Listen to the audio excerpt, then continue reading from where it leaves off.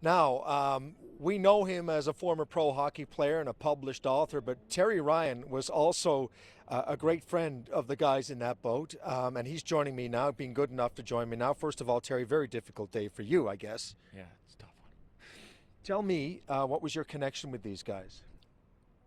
Well, I've known them for years. For the last 3 years, we play ball hockey together, and that would sound, light on the surface, but Shea Heights are a tight community, and ever since I've been befriended Harold Druken back in the day, I guess I felt like a little bit a part of the community.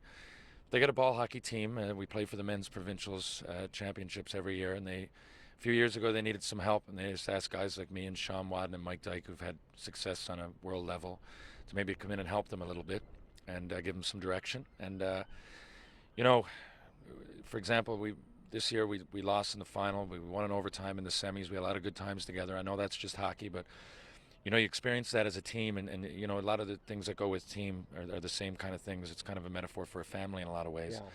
So the last 3 years, I particularly got to know them really well, and we started as soon as I signed. With them a few years ago, the boys mentioned, Keith would make a joke. He said, "I'm not Jean Houle. I can't, give you a signing bonus, but I'll take you out cod fishing whenever you want." My grandfather's from the south side here and had fishing in his family. Passed away when I was 13, and really that cut the link. I love fishing, but I'm not experienced, and he knew that was my only link. So Keith would take me out all the time, and Billy Humby, and every single time, which is dozens I've been out, they've been with me. Keith had you out recently, I understand. Yeah, the last time we were out was a couple of weeks ago in August. We were out again in July, and there's little things. I was in Toronto. I had a few reasons to be in Toronto for the last few months. And in early July, I really, the whole time, but in early July, Keith phoned. And, he said, "Congrats." And I said, "Well, on the surface, it's going really well, Keith. But I really miss my friends, and I really miss my family. It's tough not to see my family." And he said, "Well, young feller, go home and look at your email." And I went, sure enough, he had me a ticket booked to come back to play the provincials with them. But that was with a wink and a nod. He wasn't flying me in just to play some provincial ball hockey. It was so I could see my friends and my family. He extended the vacation for 5 days, and we would have great chats. It was Keith's Garage was one of those places. Shea Heights is the tightest community I've ever been a part of, or I guess I'm not. I feel part of it. I've never lived there, but I've ever seen, and I've traveled all over the world. I'm not exaggerating because this tragedy happened. Within Shea Heights, his place there's a lot of parallels with Mr. Harold Druken, who passed away a couple of years ago. Everybody, you just go there, and if you go there for half hour, an hour, for as much as I did, you end up meeting everybody in the community. And just, I mean, to say this is tragic is obvious, I guess, but for me personally, this is one of the biggest blows I've ever taken. And for the family, I just can't imagine. Jerry, there is some slim hope that two of those guys might still be alive. Coast Guard's not calling it a recovery effort yet. What's going through your mind in light of that?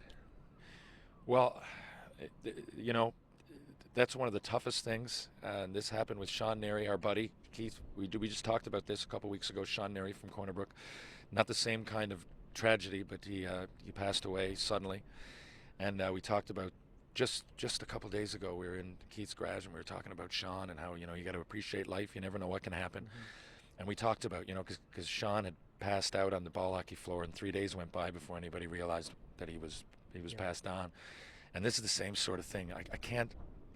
You can talk about anxiety and you can talk about tragedy, but if there's ever a bad feeling, we're right in the middle of it now, because in all likelihood what's happened, but you can't really face that because there have been instances where something positive has come out of this. So, I'd be lying if I said I didn't cling to all hope, hoping that something positive happened and that, they're alive. But you also have to start facing what might be the possible or the reality of it all. And in between those emotions, I don't know how I'm dealing with it. I can't imagine the family. And it's hard for me to be here now.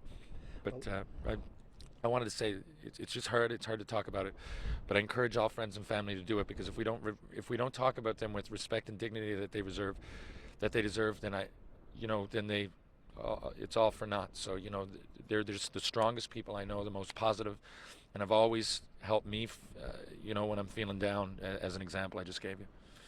Terry, I know how tough it's been for you to come down here today. Thank you so much for joining me. It's no problem at all. I encourage anybody who knows this family and these people to do the same, because we have to talk about them. They're the greatest people I know.